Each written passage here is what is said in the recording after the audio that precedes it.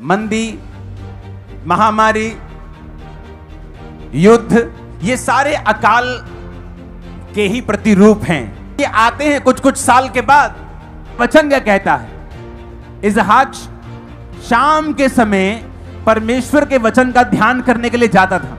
हो सकता है कि परमेश्वर ने शायद 20 साल उसको जानबूझ के बांझ रखा। शक हो रहा है क्या ये पत्नी परमेश्वर की ओर से है? तो रिबिका है तो परमेश्वर की ओर से है, लेकिन बच्चा क्यों नहीं हो रहा? हो सकता है परमेश्वर ने बच्चे को रोका हो, क्योंकि आने वाले समय में अकाल पड़ने वाला था।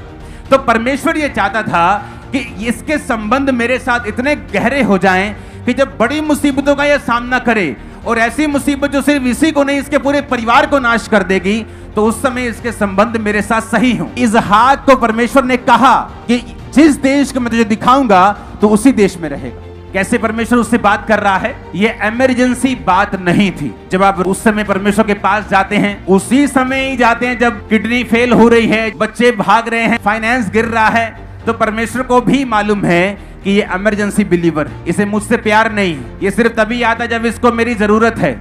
आपका दोस्त कई बार ऊंची पोजीशन पे, आपने कभी उसे याद नहीं किया और सडनली आपको जरूरत पड़ गई तो कहता नहीं यार तू मेरा पुराना दोस्त है, और आप फिर काम करवाने के बाद उसको 2-4 साल फिर भूल जाएं और फिर आपको मुसीबत पड़े, आप फिर एमएलए को उस दोस्त को फोन करें। वो समझ आता है कि तू आदमी सही नहीं है, तो मुझको तभी याद करता है जब तुझे मेरी जरूरत होती है। उससे क्या होता है? आप उस लेवल पर, उस पोजीशन पर नहीं आते कि आप परमेश्वर की बात को सुन सके। लेकिन अगर अब संबंध कायम नहीं होंगे तो फ्यूचर में एक अकाल जो सबके पड़ता है, धर्मी के भी पड़ता है और पापी के भी पड़ता है।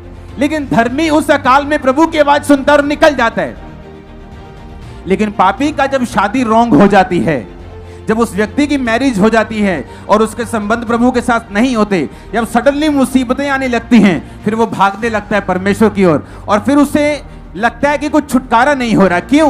क्योंकि छुटकारे की तैयारी तो तूने जवानी से करनी थी, कुंवारे होते करनी थी, जब तूने परमेश्वर के वचन को सुना था। अब एकदम से जब मुसीबत तेरे सिर पे आ खड़ी है, अब तू छुटकारे को भाग रही है।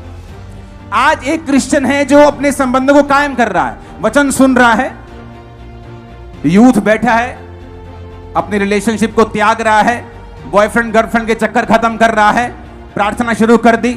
एक है लेकिन सुन तो रहा है, लेकिन अभी भी उसी चक्कर में फंसा हुआ है। टाइम आएगा, क्योंकि अकाल आएगा, ये वचन कहता है। आपने प्रेयर रिसीव किया, आप हील हो गए, बिकॉज गॉड इज गुड। आपने प्रेयर की, आप डिलीवर हो गए, बिकॉज गॉड इज गुड। वो अच्छा है, वो भला है। लेकिन क्या आपने पर्सनल रिलेशन परमेश्वर के साथ बिल्ड किया? No, because famine is coming. वो आ रहा है अकाल, और वो किसी को छोड़ेगा नहीं। वो धर्मी पर भी आएगा, पापी पर भी आएगा। धर्मी बच जाएगा, इसहाक की तरह 100 गुना फल लाएगा उस अकाल में भी। और यीशु के नाम में भविष्यवाणी करता हूं, जो धर्मी आप में बैठे हैं, 100 गुना फलों के साथ, गवाही के साथ, एक बड़ी टेस्टिमनी के साथ, ढोल के साथ वापिस आ रहे। नहीं खड़कने वाला 7 आमीन चाहिए मेरे को। नहीं खड़कने वाले आमीन चाहिए 7 ऊंची आवाज में।